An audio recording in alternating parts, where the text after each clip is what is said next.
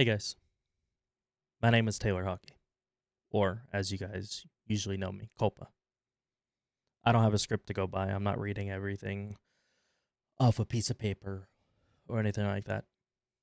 There's been a video posted about me committing a crime that I admit that I did back in 2021. But there's a lot of detail missing out in the situation.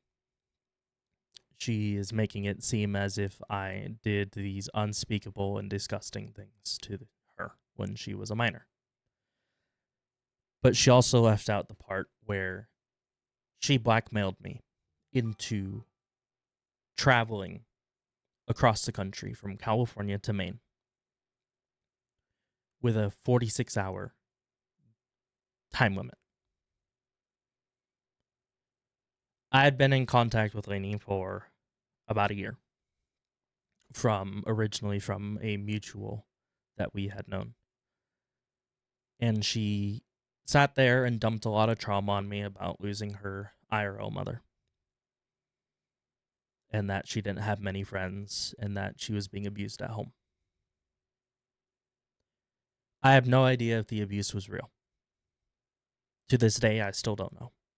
It's 2024. It's been 3 years, and I have no idea whether that girl was telling the truth or lying about it. What I do know is she's left out an important detail, that she blackmailed me. Blackmailed a idiot 24-year-old who had trauma as a kid, from abusive parents to abusive foster care parents to just overall neglect to a child. It's hard for me to sit there and talk about this because not everybody's going to believe what's told on either side.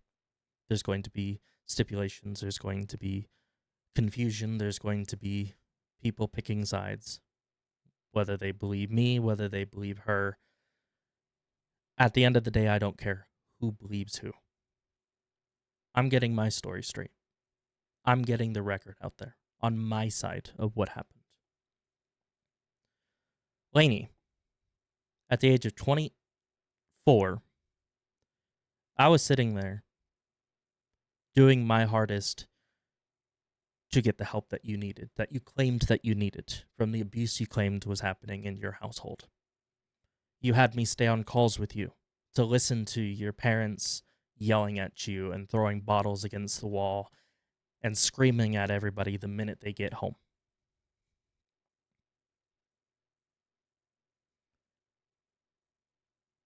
You had ended up running away from home several times and ended up getting stuck in a runaway shelter for kids who don't know how to behave. And when you had gotten there, you had met a boy that you knew for a fact was a dangerous boy. You had then gotten into contact with me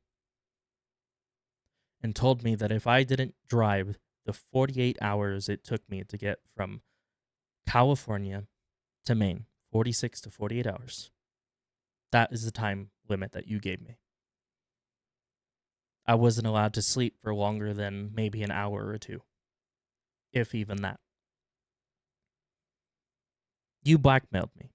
You told me if I didn't get there in 46 to 48 hours, you would take that boy with you that you knew was dangerous because he was causing problems in that runaway shelter, because he had already threatened to rape other girls in that shelter.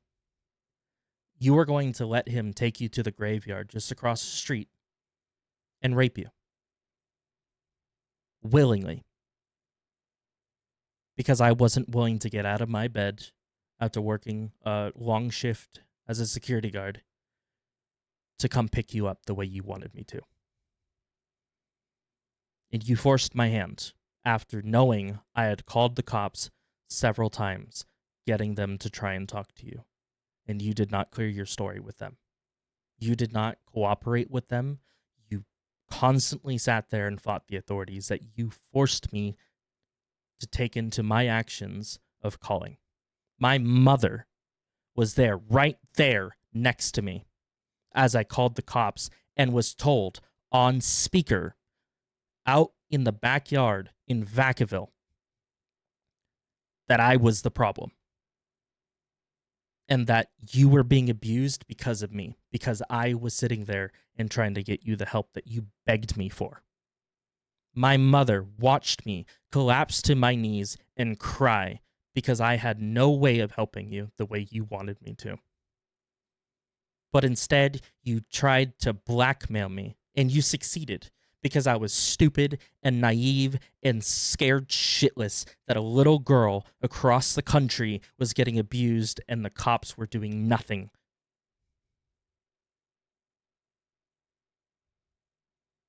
You knew my mental state, and you used it against me.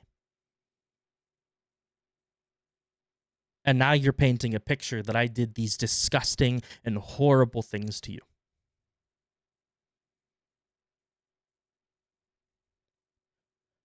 The house was raided while we were gone for that week. The house in Vacaville, not Forest Hill.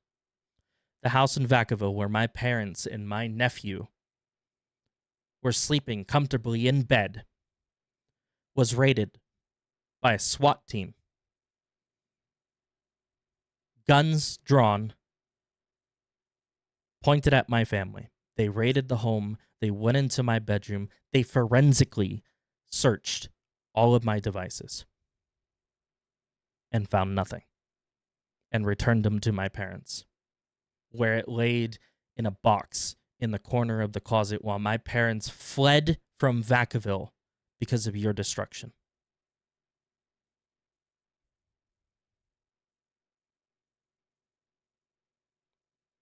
News anchors harassed my parents, claiming that I was the mastermind behind your plan. You did this, Lanie. You. I made my mistakes by letting a child have so much control over me. But I will not let you have control of my future of being an innocent man because you couldn't handle the truth that I did nothing wrong to you.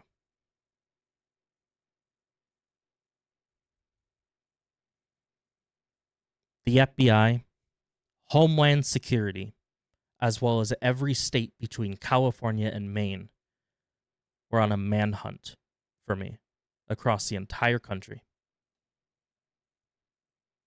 And I let them find us. I wasn't running. I had no reason to run.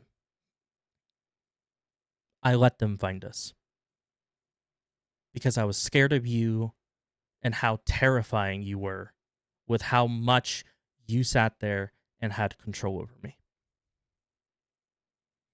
I had a public defender. I didn't pay for a lawyer. I was given a free public service worker. And with all evidence that they had against me, they dropped everything except for a misdemeanor in contributing to your delinquency.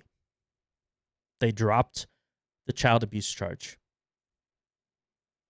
The arresting officer interrogated me and asked me questions, and I answered willingly, openly. They asked if I had done anything sexual with you. I swore up and down that I did not. They asked if anything physical happened between us, and I said no, because it never did.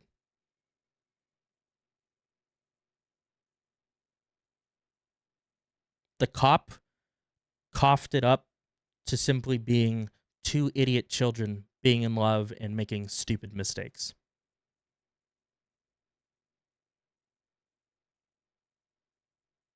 And in jail, county jail in Nebraska, I sat there and swore up and down every single night that I would never let someone have that much control over me ever again. You were deemed clinically insane by the state of Nebraska for your actions.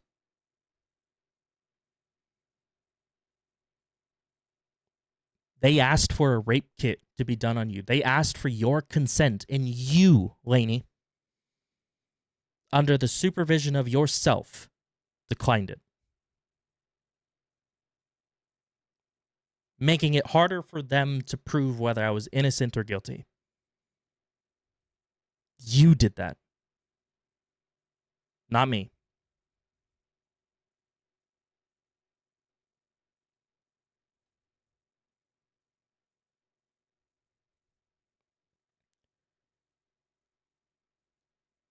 From this point on, I'm getting a lawyer, and I'm getting a restraining order on you,